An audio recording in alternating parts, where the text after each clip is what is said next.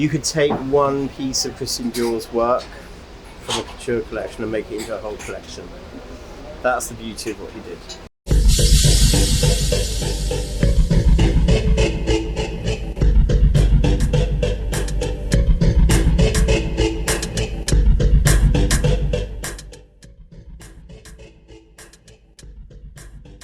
For the 5 years, I was looking at the idea of 5 designers' fabrications of Dior. Christian Dior, Yves Saint Laurent, Marc Bowen, Gianfranco Ferrer and John Galliano. And so then I looked at the key fabrics that they all worked with through the times, and then looked at the canage as a link between all of them. The silhouettes came from the idea of couture and of Yves Saint Laurent's period at the house, and the cuts and the techniques.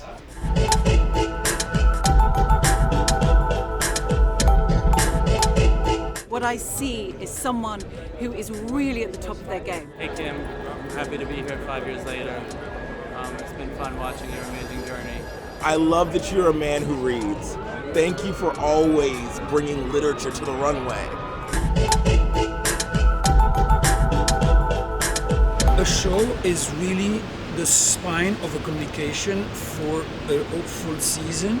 And now, yes, of course, before we were looking with our eyes, now we look with a phone. Does it look good on film? Does it look good as an image to be posted? That's what Kim wanted. So he say, okay, I want the models to come out. And then we researched, we did several tests.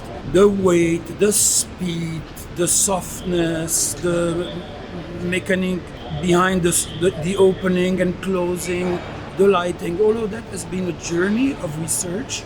I don't see this as a show, it's more performance. It's important that the models are really standing, and as I was telling them, you need to go in within yourself, find a moment of peace and stillness and lower down your heartbeat.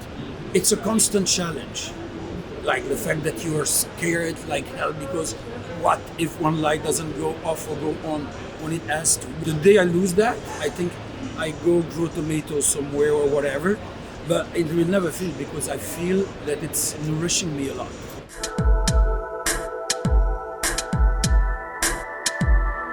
It is not tricky, you just have to stand still and it brings you up. It's a very odd feeling. You come out of the floor and you see everyone rising with you into this grey show setting, and the light from above is just so...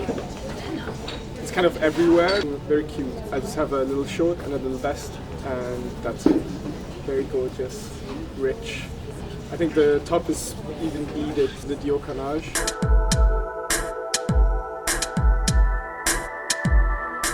So in this season, there's 3 kind of key motifs that we see really running through as a continuous line.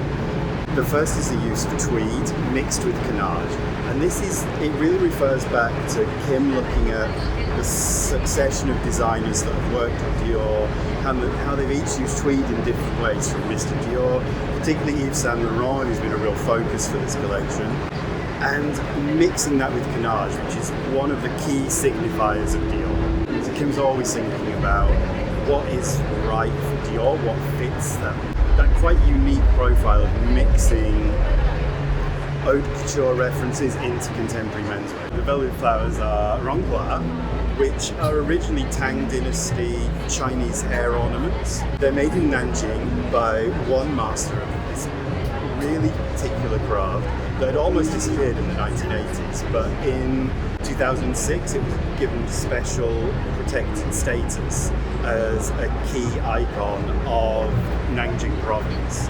They're made they dye all of the threads into the dégradé, place them out individually, and then trap them in a wire. Then that wire is twisted around, it's all trimmed down with these tiny scissors really meticulously into these beautiful petals and leaves, and then assembled into all types of different flowers. I think it's really a testament of the way that Kim looks at savoir-faire and working with artisans globally.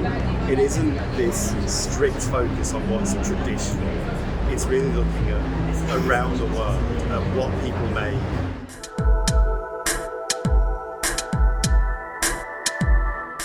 Kim loves the archives and he's very interested in all what was done before, but there's also something very pushy about what could we do new, what can we add. So this season he was very much into like what would be a punkish penny leather. We worked on the volume of the sole, on a specific last and shape to get something very different to what we've done in the past, and also to go with all the garments. The jacket were pretty voluminous, the fabric with the tweed and the pants, shorts. We wanted something quite iconic and visually strong. We worked the DIOA from the keychain of a bag and tried to macro it to get a very big logo in the center of the loafer. The last winter with the 3D printed derby, it was the idea of like taking the most classic shoe for men and develop it with that new technology, but to not keep it only about 3D. We added a leather insole, a rubber outsole, a little padding at the back.